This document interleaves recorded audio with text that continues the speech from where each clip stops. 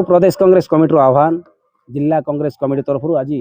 कोरापुटर Tata power जो कार्यालय रही है कार्यालय विक्षोभ कार्यक्रम रही प्रमुख भूमिका एवं विषय वस्तु रही जहाँ गत निर्वाचन रे बीजेपी सरकार इस्ताहार रखी 300 यूनिट कि भाव में गरीब को मागणार विद्युत दिज्व से विद्युत वर्तमान लोक को मिलनी एवं जो भाव में एसडी सिक्यूरिटी डिपोजिट वर्तमान आरंभ कर टाटा पावर गरीब जनसाधारण वर्तमान देवाई प्रस्तुत ना जेहेतु विभिन्न से राजीव ज्योति कथा कहतु विभिन्न विजु ज्योति कथा कहतु विभिन्न स्कीम माध्यम लोक को मागणार कि भाव में विद्युत दिज्व तार योजना कराई टाटा पावर जितेबले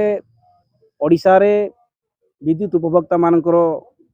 सेवा जगह सुजोग पाई सरकार साथ अनुबंधित करी समय ठार तार जुलुम आरंभ कर प्रत्येक दिन टाटा पावर अधिकारी सूर्य ठारू बलिकी जेहेतु स्वयं चालित संस्था भाव से रही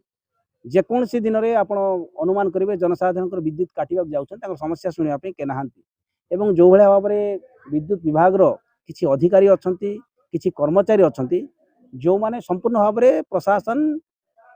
सरकार हाथ बारिश साजी जनसाधारण को जुलुम कर कर्मचारी गाँ गली प्रादुर्भाव जो वृद्धि करने चेष्टा कर प्रादुर्भाव को रोक करने प्रदेश कांग्रेस कमिटी सभापति नेतृत्व में आज जिला कांग्रेस कमिटी आज आम कर्मकर्ता साथी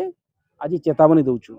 एवं से भावुं पुलिस प्रशासन को लगे आमको रोकीदेवे ये आक्रोश कांग्रेस दल आक्रोश नुहे ये आक्रोश जनसाधारण आक्रोश जदि आक्रोश को एमाने पुलिस लगे बंद कर भावुं संपूर्ण भूल तेणु जनसाधारण जागी जाइछथि आसंता दिन जदि एमानकर मनमानी बंद न हुए ताले निश्चित भाव में टाटा पावर कौन सप्लाई करें आम जान किंतु तांको आमे कोरापुट जिल्लार बाहर को सप्लाई करने बाध्य।